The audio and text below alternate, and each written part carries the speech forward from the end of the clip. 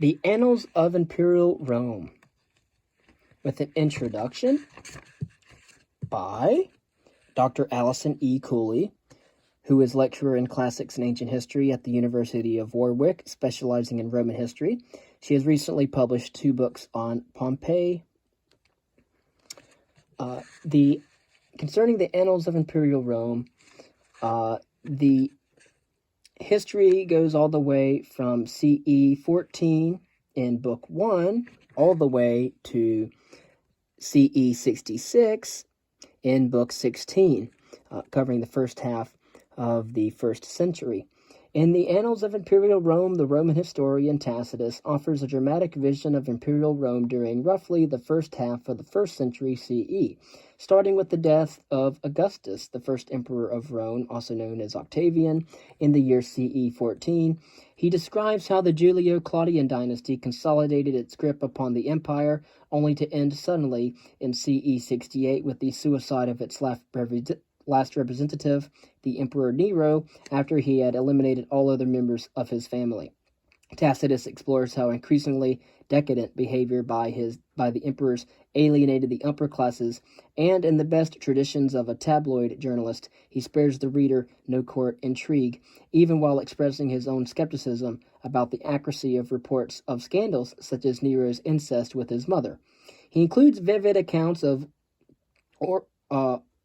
orgiastic revels lighted by human torches. Some of the earliest Christians who found themselves made scapegoats for the great fire of Rome to counter rumors that Nero had started the fire, then sung, not fiddled, that is one of Hollywood's inventions, while Rome burned. Tacitus also describes the impact of the dynasty upon Rome's provincial subjects in its wars of expansion, including Claudius's conquest of Britain and the subsequent revolt led by the British Queen Boadicea. Tacitus himself held a prominent place in Roman society during the early 2nd century, rising to the highest political rank of consul in CE 97, and subsequently acting as governor of the prestigious province of Asia from CE 12 to CE 112 to CE 113. He was born around CE 56, probably in northern Italy or southern France, and also had to make his way in the city of Rome as a newcomer. For the Romans, history writing was not the task of professional scholars, but was the duty of senators who had held the highest political offices and who could thus offer real insight into Roman politics. The Annals is a work of Tacitus's maturity as a historian. Before the Annals, he had written 4 other works. In CE 98, the Agricola, a historical biography of his father-in-law, the General Agricola, who played an important role in the pacification of Britain.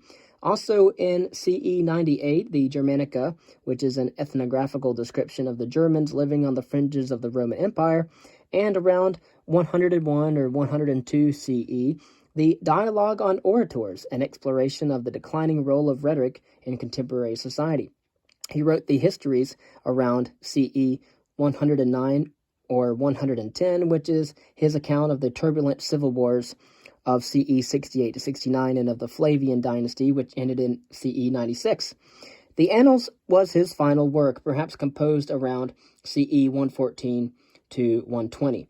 It took him back to the period preceding that covered in the histories from the death of the first Roman emperor Augustus and succession of Tiberius to the reign of Nero from CE 14 to 68. In the Annals, he presents a picture of how rule by emperors at Rome took a firm hold. Substantial portions of his work are lost, including most of Book 5 relating to Tiberius, the whole of his account of Gaius Caligula, the start of Claudius's reign, and the end of Nero's. Quote, "This I regard as history's highest function, to let no worthy action be uncommemorated, and to hold out the reprobation of posterity as a terror to evil words and deeds." End quote. In one of his rare reflections upon the task of writing history, Tacitus reveals that in common with other Roman historians, he regards his work as serving a moral purpose. As he states a little later on, quote, "There must be good in carefully noting and recording this period, for it is but few who have the foresight to distinguish right from wrong, or what is sound from what is hurtful, while most men learn wisdom from the fortunes of others." End quote. Writing for an elite audience, the men who ruled the Roman Empire, he is concerned with providing his peers with examples of behavior, good and bad, for them to emulate or to avoid. The actions of emperors such as Nero, whose modern-day reputation for extravagant living and sexual depravity largely derives from Tacitus, provided a rich hunting ground for examples of the latter. In addition to his serious purpose, however, Tacitus is also concerned with entertaining his audience, above all by producing a work of literary merit.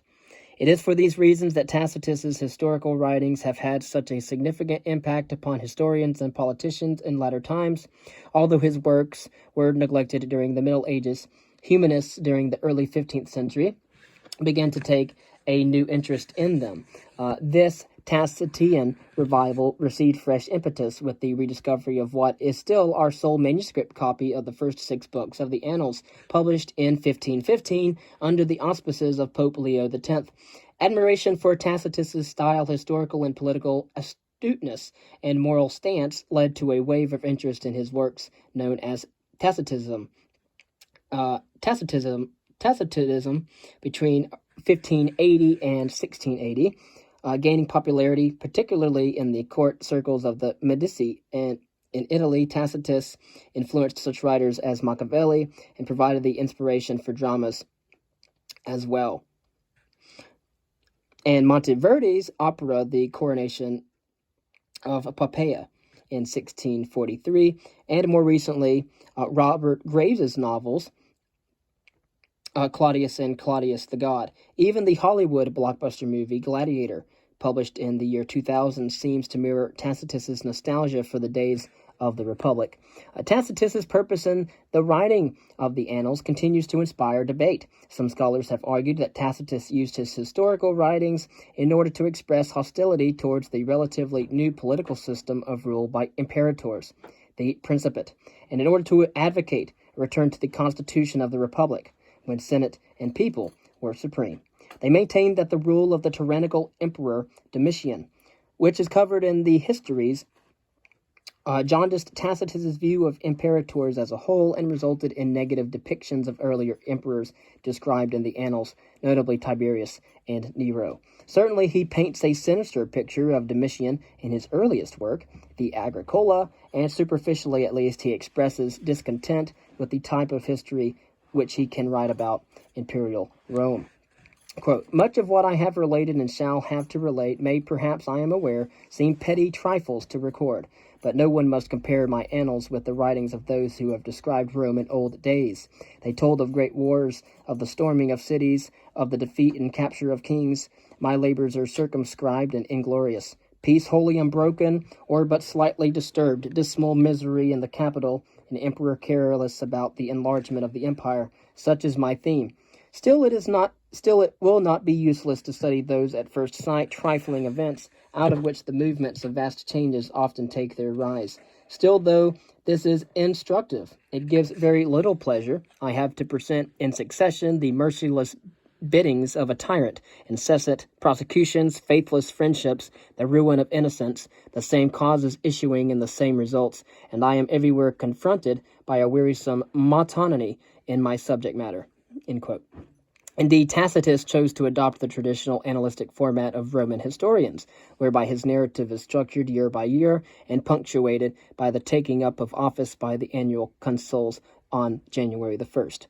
In histories composed during the Republic, this narrative structure suited events, since the 2 consuls were Rome's chief magistrates, who had a huge impact upon events during their year in office. Thus, the year was shaped by their taking up office at Rome, their departure on military campaign during the summer months, and finally their return to Rome. In parallel to this, the typical narrative structure for each year in annalistic history was established as home affairs, campaign abroad, home affairs. Under the rule of emperors, however, consuls had much less influence. They did not lead troops out on campaign. And Tacitus exploits a traditional historical framework in order to emphasize how little sense a year-by-year account of Roman history actually makes once an emperor is in continuous power. All these aspects suggest that Tacitus was critical of the Principate. Nevertheless, Tacitus himself acknowledged that his career had been furthered by Domitian, along with the other Flavian emperors. Quote, I would not deny that my elevation was begun by Vespasian, augmented by Titus, and still further advanced by Domitian. End quote. Even if he did deplore the state of Rome as a whole under Domitian, it is quite clear that he himself suffered no personal setback. It is also difficult to justify the view that Tacitus himself opposed the system of the Principate as a whole, because he might have risked offending the current emperor, and also because he himself clearly flourished under it. Instead, it is possible that what Tacitus was trying to explore was how the existing system of the Principate could actually work successfully, and how the Senate in particular could work productively alongside the emperor. He condemns the rise of imperial freedmen, or slaves freed by the emperor, who came to wield considerable informal and unaccountable power in the imperial household under Claudius in particular, and draws a scathing picture of the subservience of most of the Senate.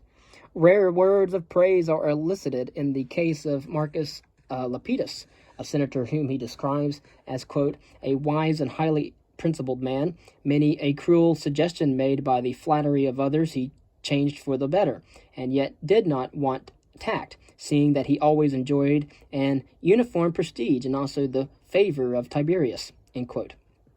One is tempted to wonder whether his positive image of a senator who collaborated with emperors is in some way a reflection of how Tacitus saw his own role. He also delineates portraits of a sequence of powerful imperial women: Livia, wife of Augustus and mother of Tiberius, whose machinations placed her son on the throne; the elder Agrippina, granddaughter of Augustus and wife of Germanicus, who, again, Gaius Germanicus is also known as Caligula, who accompanied her husband on military service and even on occasion commanded the troops. Messalina, wife of Claudius, who was so indiscreet in conducting her affairs with her paramours that all of Rome knew what was going on, except for her bumbling husband; and finally the younger Agrippina, mother of Nero, whose domineering behavior towards her son was cut short only after several increasingly unsubtle attempts at assassination. Nevertheless, we are left wondering what Tacitus really thought about his subject matter because of his pithy, elusive, often almost epigrammatic style of writing. It is quite possible, however, that this very obscurity is far from accidental, but is intended to reflect the key problem faced by Tacitus of how to represent the intrigues at the court of the early Roman emperors. The themes of dissimulation permeates his whole work. His portrayal of the Emperor Tiberius, whose inscrutable features present a problem for friend and foe alike, sets the tone for all later emperors. When reading Tacitus, it is essential to appreciate some key differences between history writing in Roman times and that of today. You will find no footnotes and very few references of any kind to specific sources of information. Very occasionally, Tacitus alludes to earlier historians or other types of written source material, but he does so in a competitive spirit, simply to demonstrate his own accuracy. More surprising is the way in which Tacitus often alludes to rumor or vague, unconfirmed reports, even if he specifically discounts their veracity. This allows him to present multiple interpretations of characters and events, leaving his audience to decide for themselves what to think. Some aspects of his historical writing seems alien to modern ideas of history. For instance, in elaborating some episodes in the Annals, he draws upon similar episodes included in his earlier works. Whereas very few people who had actually witnessed events recorded in the Annals would still have been alive in Tacitus's day, he would have been able to elaborate upon eyewitness accounts which he would have consulted for the histories which covers events closer to his own time. This technique of elaboration has been dubbed self-imitation by scholar Tony Woodman. Above all, it is crucial to realize that all the speeches recorded in his works are imaginative reconstructions, not accurate renditions. This is true of all history writing in both Rome and Greece, and reflects the aim to produce a work of literature. If Tacitus had reported speeches verbatim, the different styles adopted by the individual speakers would have disrupted the unified stylistic flow of his work, and would have impaired its literary quality. In the case of a speech made by the Emperor Claudius to the Senate, we actually have an independent record of the speech inscribed upon a bronze tablet, which was found in modern Lyons. This reveals that Tacitus makes the emperor's speech a much more effective piece of rhetoric, cutting out his tendency towards rambling asides. But his adaptations go beyond simply rewriting the speeches in his own style. He also modifies them to suit his own historical themes. This too emerges from the same speech, where he inserts one of his pet themes, the rise of freedmen in public life.